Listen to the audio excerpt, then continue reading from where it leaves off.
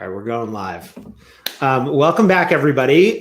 We are here with a first that is two guests and not shying away from the topics that are maybe a little bit more sensitive for some folks here during Women's History Month. And we have Lindsey Michaelides, there I did it, back again from Strongsuit, and my wife, Sara, who runs the MBA program at California College of the Arts, the Design MBA.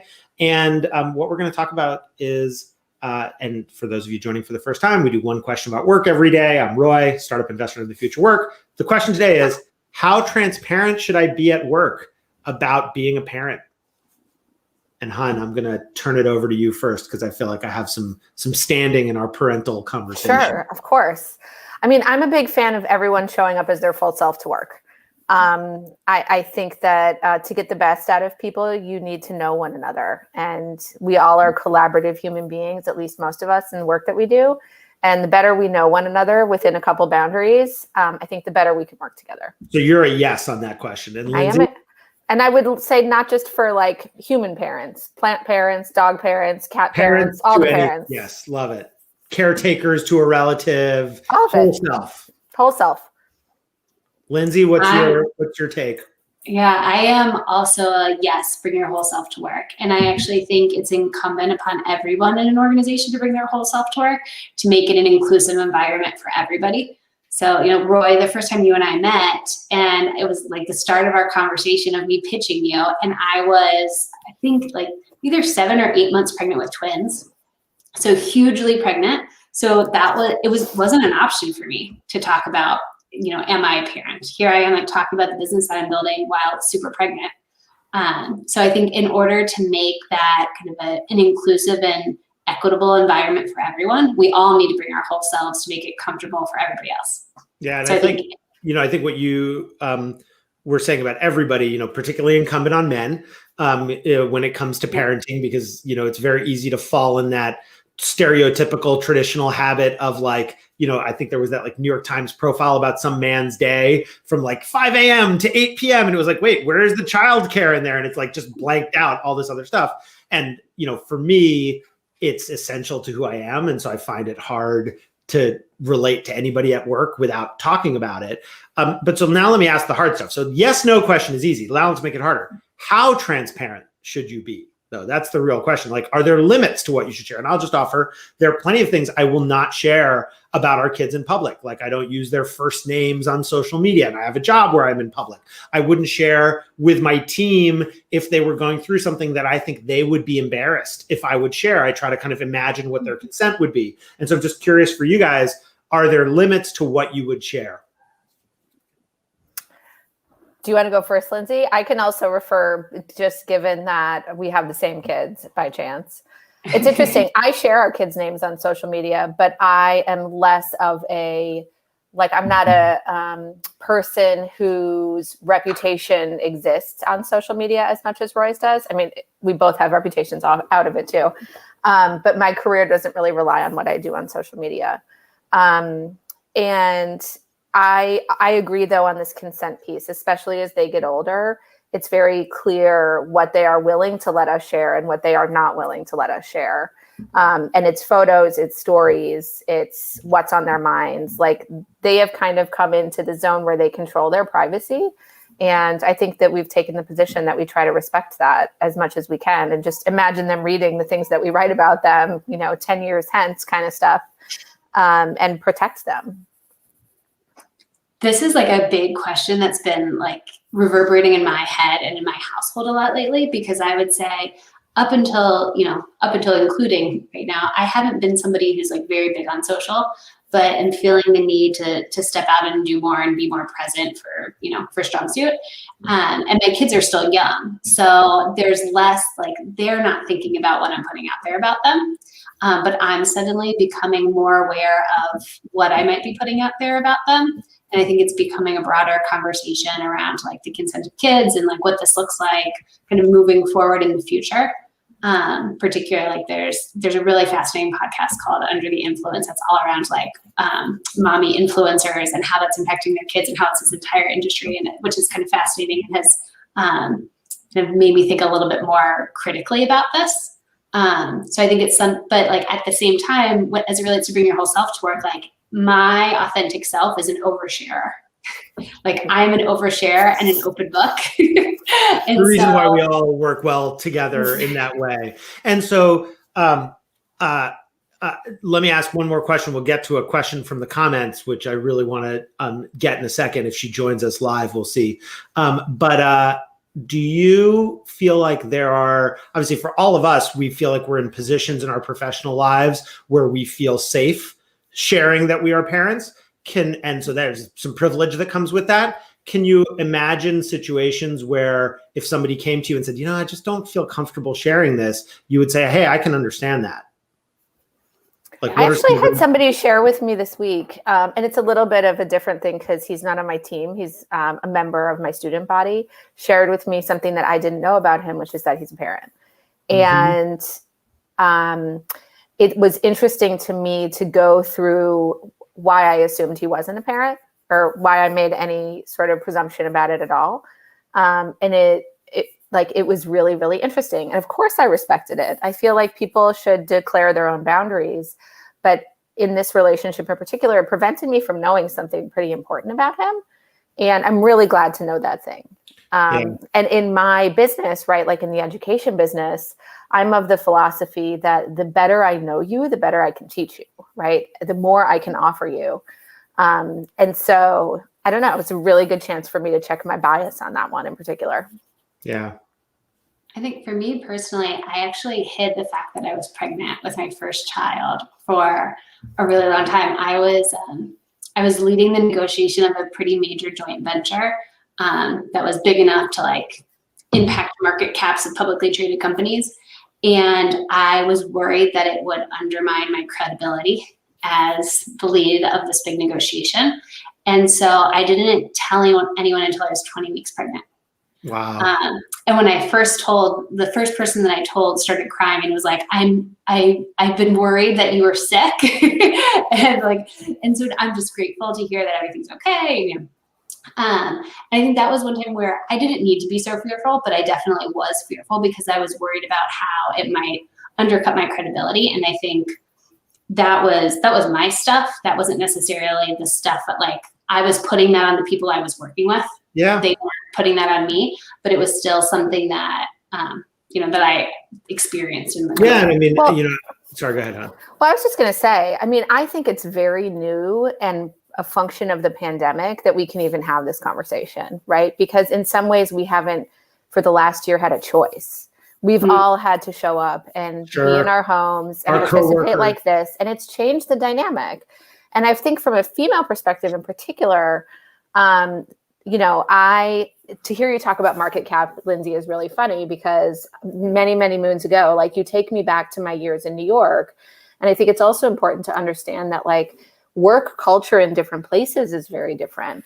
And when I imagine, I mean, it was 15 years ago that I was working at a large bank in New York.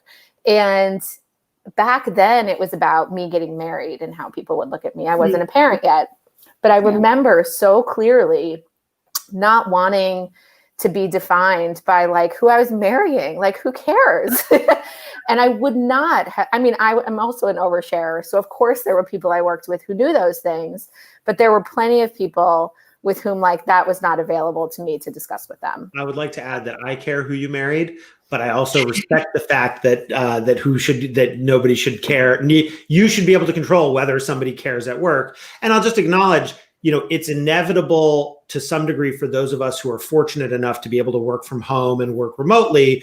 I can't speak to somebody who's in a different kind of job, socioeconomically in a different place. Race, I'm sure, plays a role. And in startup culture, like real talk, there's plenty of shade that has been thrown at parents when everybody has no parents and is working. They're like, he's got to go home to like be with his kids. And that kind of thing is a thing that leaders can do something about. And that's where I want to bring in Candace's question. So Candace has been a guest here before. She's a VC as well. And so the question is, how do you deal with others on the team who aren't as accepting? You're the head of the team. And Lindsey, I'll just ask you first, if you hired somebody who you caught, throwing shade about, or maybe not even something that dramatic, just sort of I got to plan around the fact that he's got another little league game to coach or something like that. How would you think about that? Yeah, so I think we, like, as a company, I think it's like something like 85% of our employees, or maybe 90% now, are parents. So it's something that, like, we have built into our culture to be supportive of everyone. Now, that said, we have over-indexed there. And so we have asynchronous schedules. We're 100% virtual, and we're virtual even before the pandemic. But as a result, it required, in order for that to work for everyone, like, my schedule can't trump Sarah's schedule, and her schedule can't trump Roy's schedule. So we have to figure out a way to be, like, extra transparent. So everyone knows that if we're going to work as kind of flexibly and asynchronously as we want to, but we do still need to collaborate, like, we have to figure out a way to make that work. So I think for us, like, pushing people to be transparent to a point that they almost feel uncomfortable at the start of it, that's kind of how we've made it work. And I'll be honest, like, it typically feels uncomfortable for people right at the start. And then suddenly they get into the groove, and then they can't imagine kind of going backwards. Yeah, I love that. And Sara, you've got students, you've got faculty. Any differences in the organization that you lead from that? Yeah, it's very different working on a team in an organization that is more traditional or more corporate, I think. I tend to be paying attention. I mean, I'm a board chair, and then I mean, being the chair of a program at a college is kind of like being, the head of marketing somewhere, right? Basically. And in one role, the chair of a nonprofit, I really feel responsible to set the tone at the top, right? So when somebody shows up with their baby in the screen, I am cooing all over that thing and reiterating that we are showing up as your full self, right? And it's been interesting to me. I'm the board chair for the first time, and we talked about this a little the other day. It's amazing to me the power of that role to set the tone. It is a night and day difference between being like the head of marketing kind of thing. Yeah. But it's interesting to have those two roles to play with, and I try to bring those lessons back and forth. At CCA, I try to normalize it with my peers. And frankly, at a College of Art and Design, everyone's trying to normalize that with their peers, right? Like, we are in the space of vulnerability every day. We're not in the space of productivity in the same way as when I worked at a bank.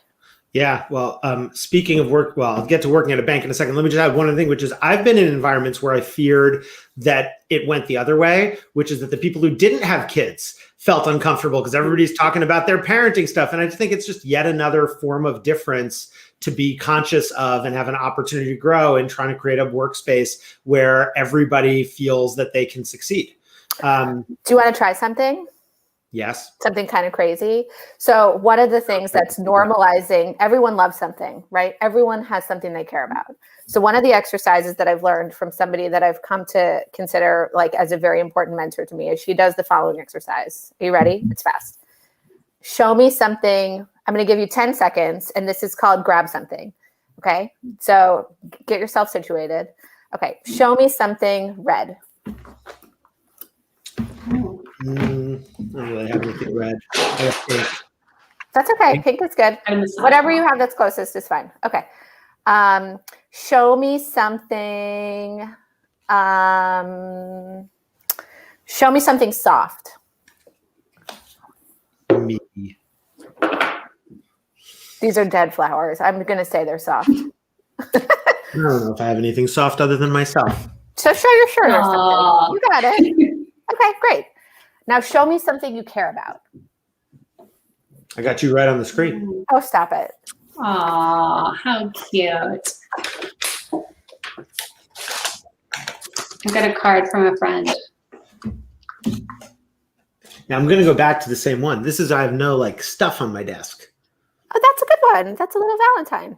Mm-hmm. Oh, that's cute. Okay. And so like normalizing just little stuff to see what people care about. Like, I almost feel like it's over segmenting the conversation to refer to it as parenting, right? I think it's about knowing what the humans that you spend all this time with care about. The thing you care about. Yeah. I mean, the only thing that I just say about parenting is it is a kind of thing you care about that also has a lot of logistical constraints on your time that affect your coworkers in a way that like not everything does. Some things do, but not everything does. Not everything is like, I'm sorry, I can't actually attend that meeting you spent a month preparing for because my kid I just got a call from school and I got to go. Can I push back, or are we running out of time? No, you can push back. Okay, I'm going to push back a little bit because you're you and I'm me. I think that that's true, but also I want to encourage people to think about the things that nurture you and how that allows you to show up better at work. So instead of thinking it as subtractive of what you do at work, think of it as additive to what you do at work. Like anything we do to nourish ourselves allows us to show up better in all the spaces, right? And we have to change the way that we think about this. And I mean, oh, go ahead. We do this all the time. You jump in. So I was going to say, I think the other thing too is there are other things that have like important time considerations for other people that are not parenting. So I think that like I worked with a colleague once who was trying to date while she had like 100-hour-a-week travel job. And so for her, she was trying to like get back to like where she lived so that she could date people. Because she was like, look, I want to find a partner that's really important to me. Like, if I don't make this a priority, it's not going to happen. And she would often say, like, she felt like she couldn't tell people, like, I have to go home because I have a date, and that's important to me. Because it felt like to be a different kind of a priority. I remember that from when I worked at McKinsey. I'd be like, I want to, and it's part of the reason, honestly, I was happy to leave is like, I want to be able to set up a date next Tuesday without wondering about whether I have to cancel at the last minute. Exactly. Exactly. And, I just say, Sarah knows this, but I feel strongly that I became a better professional when I became a parent because like a lot of people say like, how much will it hurt me? And it's like, I don't know, it helped me. I became more focused and better sense of priorities and didn't burn the candle at both ends. All right. Well, that is plenty of not advice for today. And for those of you maybe watching for the first time, it's not advice because we don't know what you should do. We are just offering our own experiences and giving you a way to deal with it. And then I'm going to close with just a quick cross promotion, which is you were mentioning having worked at a bank. Well, in about 45 minutes, there's a group of Bloomberg opinion writers who are all going on Clubhouse. I will be facilitating, talking about the work culture in the financial services industry and what is it like, especially because some former employers of people on this call may have banned Zoom calls on Friday and encouraged sabbaticals and all of a sudden taken a lot of steps. And so the moment is now to discuss this. So see us on Clubhouse if you want. Otherwise, we will be back next week with more This Is Not Advice. And Lindsey, Sara, thank you. To be